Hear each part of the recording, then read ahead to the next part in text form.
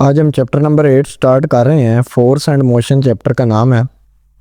तो स्टार्टिंग में हमारे पास फोर्स का थोड़ा सा इंट्रोडक्शन है, तो वो पढ़ते हैं कि जब एक प्लेयर जो है फुटबॉल का, ये जिस तरह एक प्लेयर है फुटबॉल को किक करता है, तो वही फुटबॉल क्या है, हवा में उड़ता है, यानी कि ऊपर की तरफ जाता है और कुछ ना कुछ डिस्टेंस तक, ऊंचाई की तरफ जाता है। इससे पहले before it moves down and lands on the ground, the force on the ball makes the stationary ball start moving upward to a certain height. Stationary का यहाँ पे मतलब होता है साकिन, यानी कि एक जगह पे खड़े रहना। ठीक है, यानी कि पहले एक यहाँ पे ग्राउंड पे थी बॉल, इसने इसको किक लगाई तो ये क्या हुआ, कुछ ना कुछ हाइट तक ये ऊपर को जाने लग पड़ी, ऊपर की तरफ ट्रैवल करने लग पड़ी, यानी कि ठीक है ग्राउंड की तरफ लैंडिंग, यानी कि अपनी पीक पोजीशन से वापस ग्राउंड की तरफ आने से पहले ये ऊपर की तरफ डायरेक्शन में ये ट्रैवल कर रही थी। Then downwards and finally comes to rest after it hits the ground, यानी कि जब फिर ये वापस आएगी, नीचे ज़मीन पर गिरेगी, फिर ये रेस्ट की हालत में आ जाएगी। ठीक है, तो स्टेशनरी का मतलब यहाँ पे एक जगह स्टिल रहना, यानी कि जो खड़ी हुई जगह, एक स्टेशनरी फेज होता है, एक मोबाइल फेज होता है। स्टेशनरी जो स्टिल खड़ा रहे एक जगह पे, वो होता है। We can say that the force applied to the player's foot has changed both the speed and direction of the football, यानी कि हम ये कह सकते हैं कि जो फोर्स अप्लाई की थी, जो प्लेयर है, इसके ये जो पाउन है, उसकी वजह से क्या हुआ कि जो फुटबॉल है उसकी स्पीड भी चेंज हो गई और डायरेक्शन भी। पहले वो यहाँ पे खड़ा हुआ था, इसकी कोई डायरेक्शन नहीं थी, ना ही कोई स्पीड थी, एक जगह पे रेस्ट की हालत में था। लेकिन जब किक हुई तो ये आगे को ट्रैवल करने पर लग पड़ा, यानी कि स्ट्रेट, बल्कि अपवर्ड हाइट की तरफ, और थोड़ा सा आगे को, यानी कि फॉरवर्ड डायरेक्शन में एक। ठीक है, तो ये थोड़ा सा फोर्स का इंट्रोडक्शन था। उसके बाद ये छोटा सा एक लिखा हुआ है MCQ टाइप सा कि the motion of an object will be in the same direction as the direction of force applied, यानी कि जिस डायरेक्शन में फोर्स को अप्लाई किया जाएगा उसी डायरेक्शन में जो हमारा ऑब्जेक्ट है वो ट्रैवल करेगा।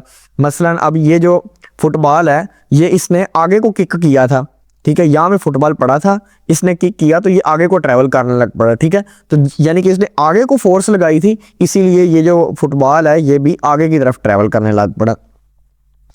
अब आगे हमारे पास आ जाता है फोर्स का सही, अब यहाँ से चैप्टर शुरू हो रहा है कि फोर्स की डेफिनेशन क्या है।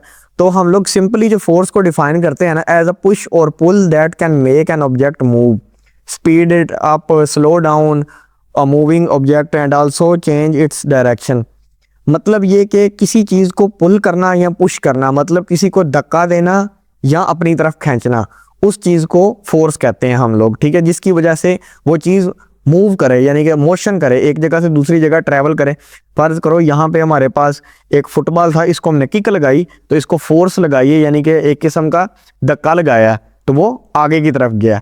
इसी तरह फर्ज करो एक अलमारी हमारे पास पड़ी हो या टायरों वाली, तो हम उसको अगर अपनी तरफ खींचें, अपनी तरफ अगर तो परे की तरफ भेजेंगे तो वो हमारे पास हो जाएगा पुश, और अपनी तरफ खींचेंगे तो वो हो जाएगा पुल।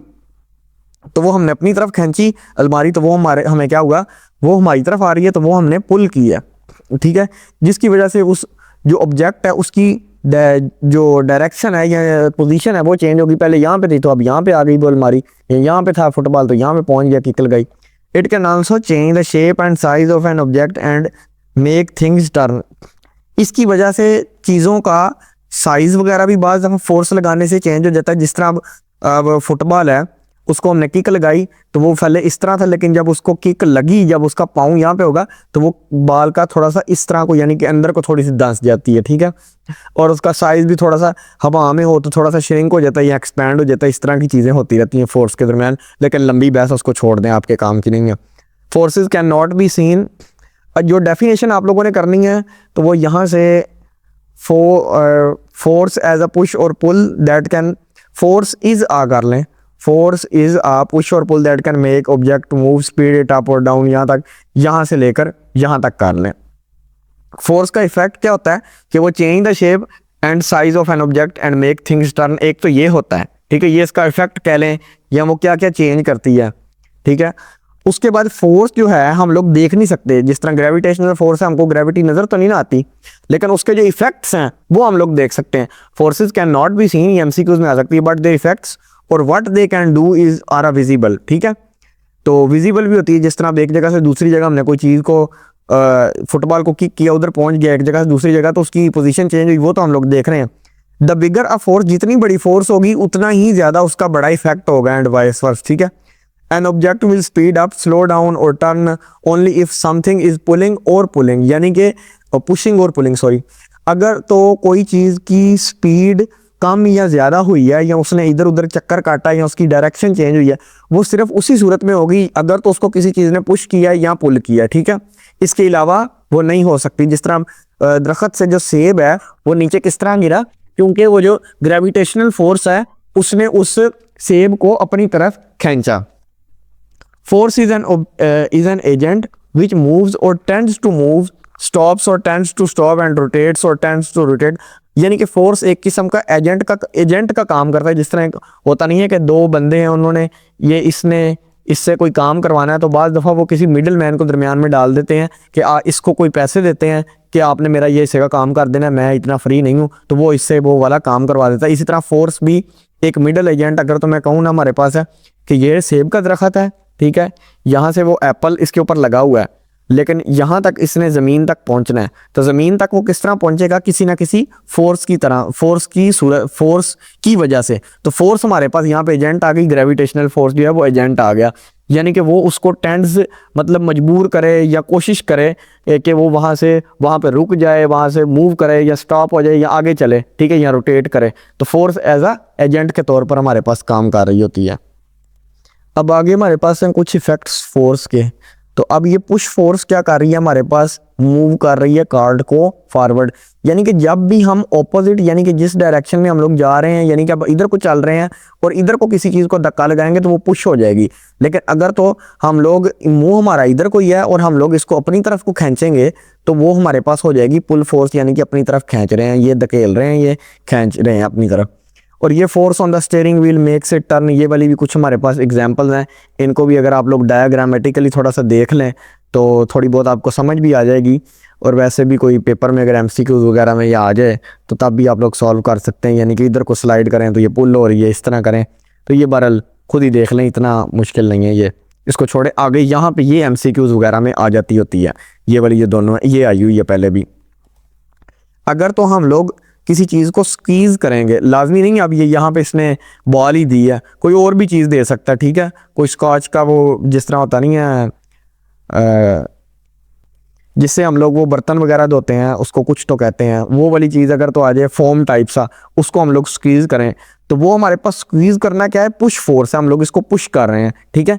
और इसकी वजह से इफेक्ट क्या हो रहा है, इसकी शेप चेंज हो रही है बॉल की, यानी कि स्क्वीज़ करने हैं हमारे पास, उसको कहते हैं पुश फोर्स, और उससे शेप चेंज होती है। ये एमसीक्यूज इंपॉर्टेंट है।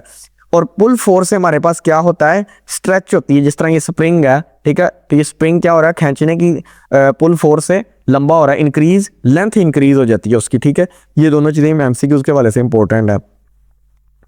उसके बाद हमारे पास है यूनिट ऑफ फोर्स। तो फोर्स का यूनिट न्यूटन होता है, वो तो हमें पता होता है, वैसे अक्सर को पता होगा। अच्छा, अब एक और चीज़ पढ़ लें कि the size of force can be measured by using a device called forcemeter.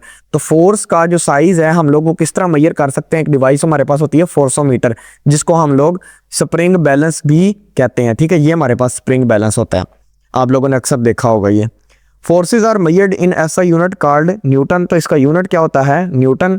तो इसका ये असल में एसआई यूनिट है। तो एसआई क्या होता है, सिस्टम इंटरनेशनल या इंटरनेशनल सिस्टम, इसको इंटरनेशनल सिस्टम सॉरी पढ़ते हैं, इंटरनेशनल सिस्टम ऑफ यूनिट्स। तो ये क्या चीज़ है, SI unit, international system unit एक सिस्टम है जो कि यूनिट्स की मेजरमेंट के लिए हम लोग इस्तेमाल कर, एक इदारा है कह लें। जिस तरह क्रिकेट के लिए आईसीसी हमारे पास होती है और फुटबॉल के लिए हमारे पास फीफा है। तो इस तरह करके ये हर चीज़ का कोई ना कोई एक इदारा होता है ना, जिस तरह। तो ये इसी तरह ये जो यूनिट्स जो चेक करते हैं, जिस तरह किलोग्राम, न्यूटन, मीटर, सेंटीमीटर, वो सारा इनके अंडर होता है, एसआई यूनिट्स के अंडर। उसके बाद ये हमारे पास कंसेप्ट चेक बॉक्स है। इसमें अब वो कह रहा है कि आइडेंटिफाई करें कि पुश फोर्स कौन सी है और पुल हम पुश किस में कर रहे हैं और हम लोग पुल किस में कर रहे हैं। तो मैंने यही कहा था कि जो हम लोग अपनी डायरेक्शन, अपने से दूर की तरफ जिस चीज़ को धकेलें वो होती है पुश फोर्स, और जिसको अपनी तरफ करें खींचें किसी चीज़ को, वो पुल होती है। अब किकिंग द बॉल, अब किक द बॉल यानी कि अपनी तरफ से दूर की तरफ हम लोग धक्का दे रहे हैं, तो ये हमारे पास हो जाएगी पुश फोर्स, ठीक है।